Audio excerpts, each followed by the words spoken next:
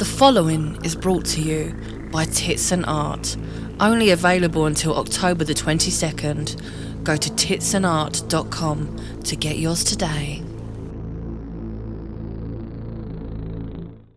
The following is a world-class Bullshitters exclusive.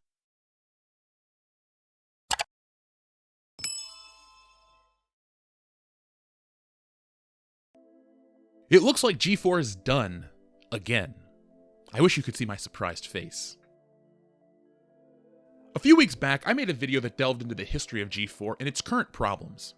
I'm glad I made it when I did, because it looks like I'm gonna have to make another video, because G4 is dead. If you don't know what G4 is, it was a TV network that focused originally on video games. It merged with another network, grew immensely, and then died in 2012. Earlier this year, G4 returned, but 10 months later, it's dead again. How did this happen? Why did this happen? Let's look into this, shall we? After less than a year in business and only 10 short months after the network host Frost told critical audiences if you don't like it, don't watch it, Comcast has officially shuttered the doors on their attempted revival of G4.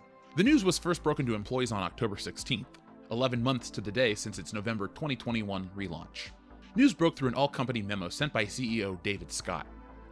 As you know, G4 was reintroduced last year to tap into the popularity of gaming. We invested to create a new G4 as an online and TV destination for fans, to be entertained, be inspired, and connect with gaming content. Over the past several months, we worked hard to generate interest in G4, but viewership is low and the network has not achieved sustainable financial results. This is certainly not what we had hoped for, and as a result, we have made the very difficult decision to discontinue G4's operations effective immediately. I know this is disappointing news, and I'm disappointed too. I want to thank you and everyone on the G4 team for the hard work and commitment to the network. Our human resources team is reaching out to you to provide you with support, discuss other opportunities that may be available, and answer any questions you may have.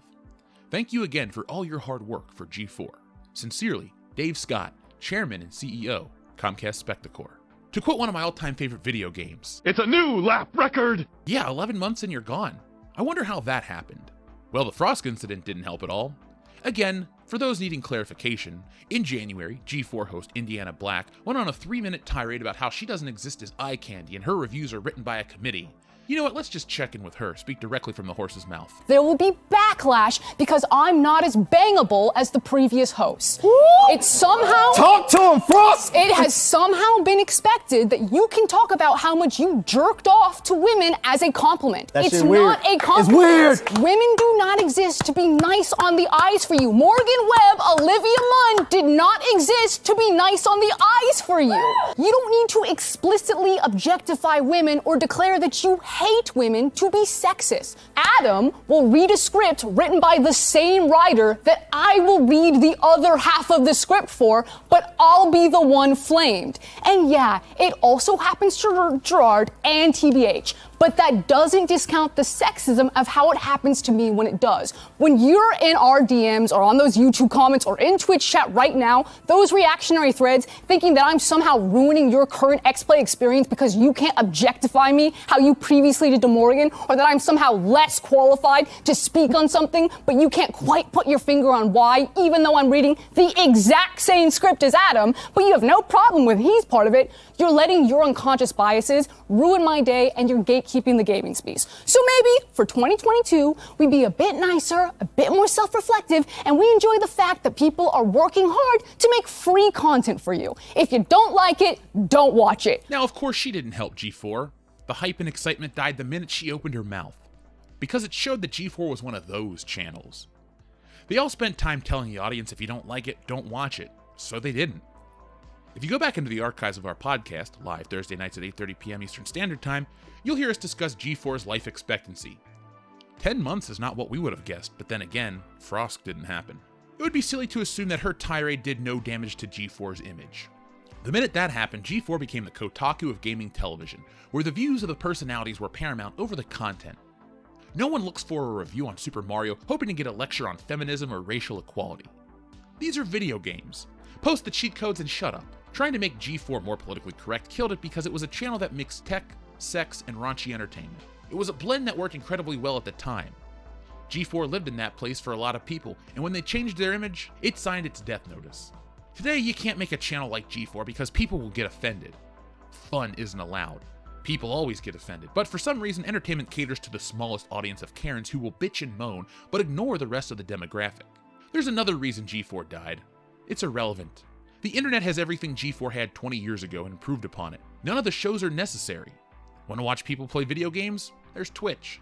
YouTube has millions of hours of gaming content that's created by people who care about the content, not advertisers or retweets. G4 just had no place in the modern gaming tech sphere. The relevant hosts migrated to other things or disappeared altogether.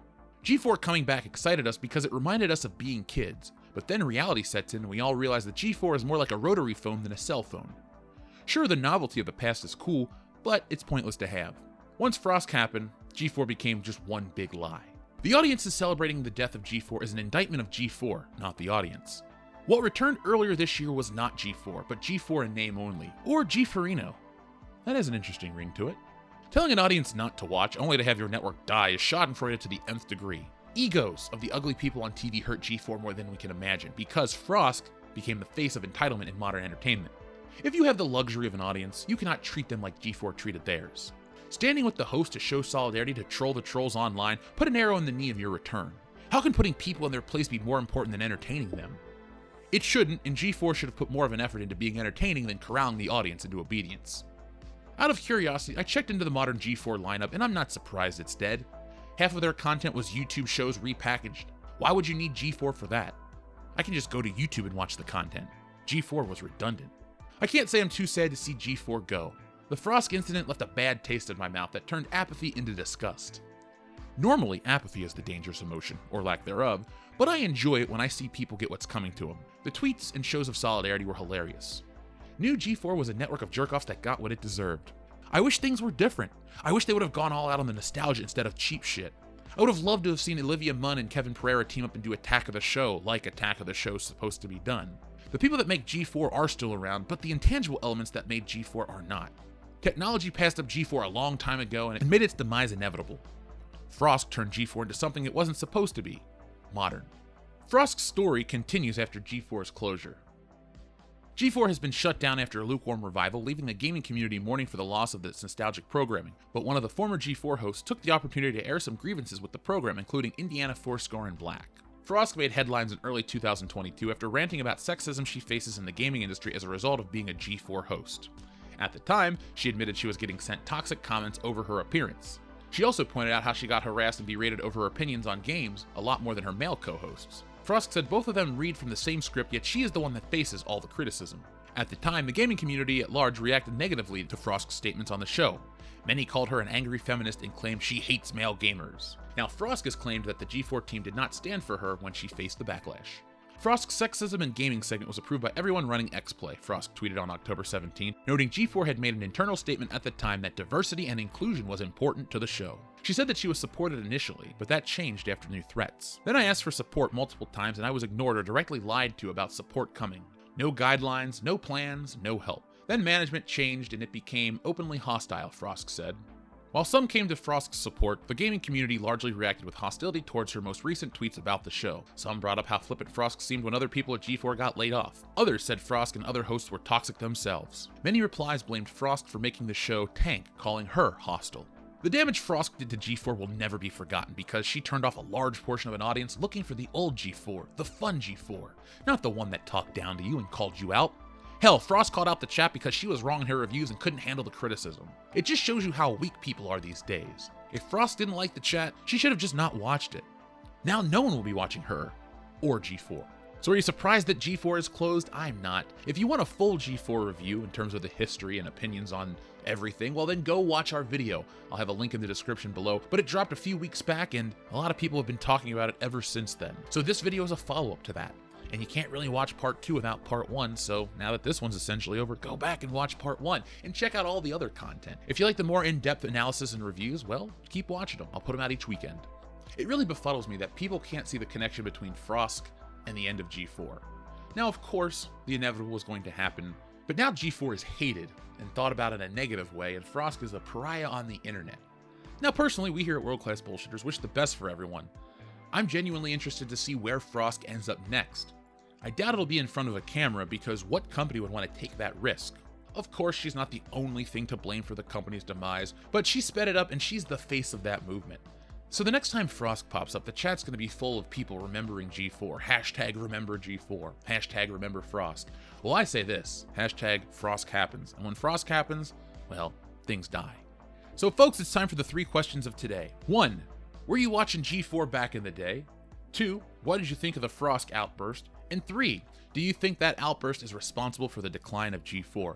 Let me know down in the comments below.